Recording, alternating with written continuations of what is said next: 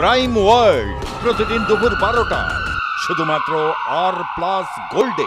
বঙ্গ সফরে গতকালই রাতে কলকাতায় এসেছেন বিজেপির সর্বভারতীয় সভাপতি জেপি নাড্ডা এবং কেন্দ্রীয় স্বরাষ্ট্রমন্ত্রী অমিত শাহ। আজকে কিছুক্ষণ আগেই তারা যান গুরুদুয়ারায়, উত্তর কলকাতার এই গুরুদুয়ারায় তারা যান এবং সেখানে শিখদের যে রীতিনীতি সেই রীতিনীতি মেনেই, অর্থাৎ মাথায় আচ্ছাদন দিয়ে যে প্রবেশ করতে হয় সেই আচ্ছাদন দিয়ে প্রবেশ করেন। বীরবাল দিবস উপলক্ষে জোড়াসাঁকো শ্রী বড় শেখ সঙ্গত সাহিব গুরুদ্বারায় শ্রদ্ধা জ্ঞাপন করলেন স্বরাষ্ট্রমন্ত্রী অমিত শাহ। সঙ্গে ছিলেন বিজেপির সর্বভারতীয় সভাপতি জগৎ প্রকাশ নাড্ডা, বিজেপির রাজ্য সভাপতি ডক্টর সুকান্ত মজুমদার, বিরোধী দলনেতা শুভেন্দু অধিকারী, উত্তর কলকাতার সাংগঠনিক জেলা সভাপতি তবাঘ্ন ঘোষ সহ বিজেপির অন্যান্য নেতৃবৃন্দ। সেখানে প্রার্থনায় অংশ নেন বিজেপির নেতারা। আমরা বিষয়ে আরো বিস্তারিত জানবো। আমাদের সঙ্গে রয়েছেন আমাদের প্রতিনিধি সুচারু মিত্র। সুচারু, গুরুদ্বারায় অমিত শাহ, জেপি নাড্ডা এবং সেখানে প্রার্থনায় যোগ দেন তারা। এরপর কি কি কর্মসূচি রয়েছে? দেখো, একেবারে কলকাতায় এলেই জগৎ প্রকাশ নাড্ডা বা কেন্দ্রীয় স্বরাষ্ট্রমন্ত্রী অমিত শাহ যে দুটো কাজ সবসময় তারা করে থাকেন, কলকাতায় দর্শনীয় কোনো স্থান বা ধর্মীয় কোনো স্থান হলে তারা অবশ্যই যান। তাদের প্রধান কর্মসূচি যাই হোক না কেন, এর আগে আমরা যেমন দক্ষিণেশ্বর মন্দিরে যেতে দেখেছি শাহ বা নাড্ডাকে, বা তার আগের বারে তারা যখন কর্মসূচি করতে ছিলেন তখন কালীঘাট মন্দিরে আসতে দেখা গেছিল। ঠিক সেরকম ভাবেই আজকের এই কর্মসূচি সাজানো ছিল। গুরুদুয়ারাতে তারা 10:30টায় ঢোকার কথা থাকলেও 11:25 নাগাদ সেখানে প্রবেশ করেন অমিত শাহ এবং জেপি নাড্ডা। দুজনেই একেবারে গুরুদুয়ারার ভেতরে যান এবং সেখানে গিয়ে তারা প্রার্থনা পর্ব, বিশেষ যে প্রার্থনা পর্ব, সেই প্রার্থনা পর্বে অংশ নেওয়ার পর গুরুদুয়ারা থেকে তারা বেরিয়েছেন। মাঝে রাস্তায় হঠাৎ করেই অমিত শাহের কনভয় দাঁড়ায়, সেখান থেকে নেমে খানিকটা জনসংযোগের একটা চেষ্টা তিনি করেন, আবার তিনি রওনা দিয়েছেন এবং কালীঘাট মন্দিরের সামনে এই মুহূর্তে কিন্তু একটা আঁটো নিরাপত্তা ব্যবস্থা।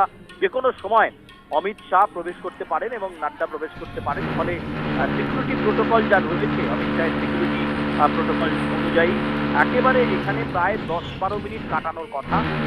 মূল মন্দিরের ভেতরে যে গর্ভগৃহ রয়েছে, যেখানে দেবী অধিষ্ঠান করছেন, সেখানে পুজো দেবেন। ফলে তার জন্য সেবায়েতরাও প্রস্তুত। নাড্ডা এবং অমিত শাহের জন্য যাবতীয় প্রস্তুতি ইতিমধ্যেই সেরে ফেলেছে এখানকার যারা দায়িত্বে থাকা সেবায়েতরা, এবং যে কোনো মুহূর্তে তারা এখানে আসবেন। এই দুটো ধর্মীয় কর্মসূচি, গুরুদুয়ারা এবং কালীঘাট, এই দুটো কর্মসূচি করার পরেই কিন্তু আজকে বৈঠক পর্বে ঢুকে যাবেন শাহ এবং নাড্ডা। রাজারহাটের ওয়েস্টিন হোটেলে দুপুর 1টা থেকে বৈঠক রয়েছে শাহ এবং নাড্ডার, প্রথম দফার বৈঠক রাজ্য বিজেপির শীর্ষ পদাধিকারীদের নিয়ে। সেই বৈঠক সেরে তারা চলে যাবেন ন্যাশনাল লাইব্রেরিতে, সেখানে দ্বিতীয় পর্যায়ের বৈঠক। তারপর আবার তারা বিকেলে আসবেন ওয়েস্টিন হোটেলে, সেখানে শেষ পর্যায়ে এবং রাজ্য বিজেপির কোর কমিটি সুকান্ত মজুমদার, শুভেন্দু অধিকারী, অমিতাভ চক্রবর্তী, এই ধরনের নেতাদের সঙ্গে বৈঠক করবেন।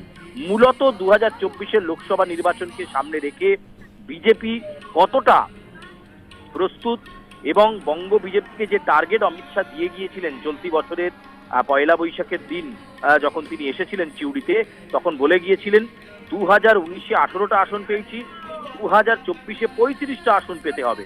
এই যে টার্গেট তিনি বেঁধে দিয়েছেন, সেই টার্গেটকে সামনে রেখে বঙ্গ বিজেপি কতটা এগোতে পেরেছে, কোন কোন লোকসভা কেন্দ্রগুলোতে বিজেপির সাংগঠনিক অবস্থা তেমন ভালো নয়, কিভাবে এগোনো যাবে, মোদী সরকারের সাফল্যকে কিভাবে তারা তুলে ধরবে, এবং শুধু তাই নয়, কিভাবে বিজেপি আগামী দিনে পরিকল্পনা মাফিক এগিয়ে চলবে, সেই বিষয়টা যেমন একটা গুরুত্বপূর্ণ বিষয়। একই সঙ্গে এবারে যে লোকসভা নির্বাচনের প্রার্থী তালিকা, সেটাও অত্যন্ত গুরুত্বপূর্ণ হবে।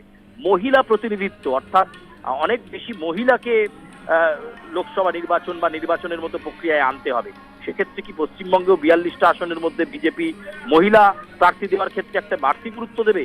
লকেট চট্টোপাধ্যায়দেরকে আগে দাঁড়াতে দেখেছিল বঙ্গ বিজেপি, কিন্তু এবার কি আরো সেই মহিলার সংখ্যা বাড়বে সাংসদের লড়াইয়ে?